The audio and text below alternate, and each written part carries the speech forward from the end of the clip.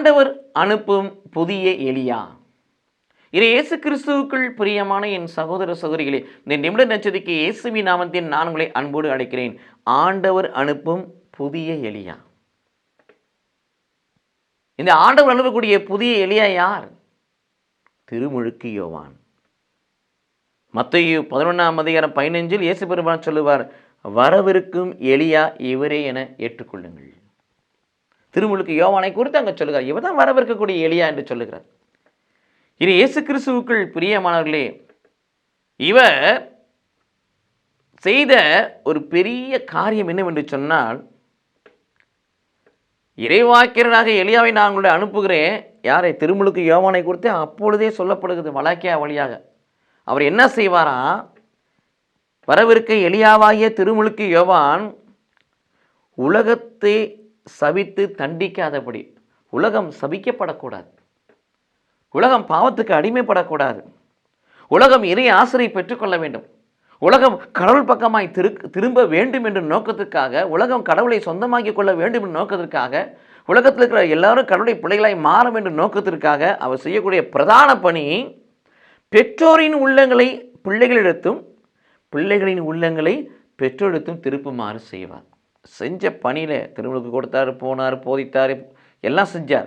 ஆனால் அவர் செஞ்ச பணியோட உள்நோக்கம் என்னவென்று சொன்னால், பெற்றோரின் உள்ளங்களை பிள்ளைகளிடத்தும் பிள்ளைகளின் உள்ளங்களை பெற்றோர் பக்கமாய் திருப்பார். அப்படின்னா என்னன்னா, பெற்றோருடைய உள்ளம் எப்படி இருக்கும்? பொறுப்புள்ள உள்ளமாக இருக்கும்.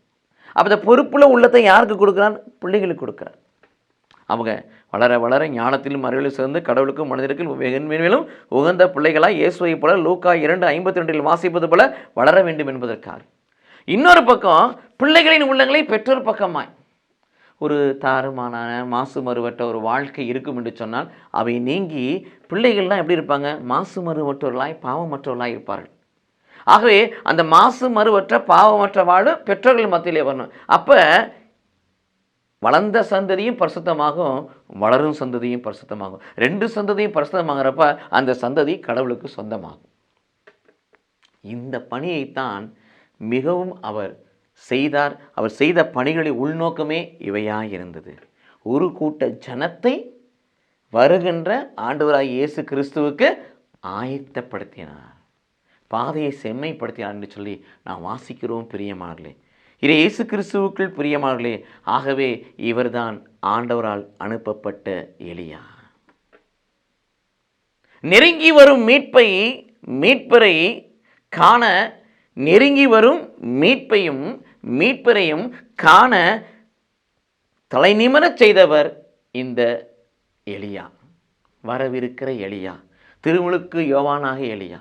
இது இயேசு கிறிஸ்துவுக்குள் பிரியமானவர்களே, 2ஆம் வரிகளே இயேசு கிறிஸ்து வருகின்ற பொழுது நாமும் இந்த திருமுழுக்கு யோவான் என்ற எலியாவைப் போல அநேக ஜனங்களை கிறிஸ்துவுக்குள் ஆயப்படுத்தி கிறிஸ்துவுடைய மணமகனாய் வருகிற கிறிஸ்துவுக்கு மணமகளாய் ஆயத்தப்படுத்த வேண்டும். அத்த பணியை செய்வோம். கடவுள் நம்மை ஆசீர்வதிப்பாராக. ஆமீன்.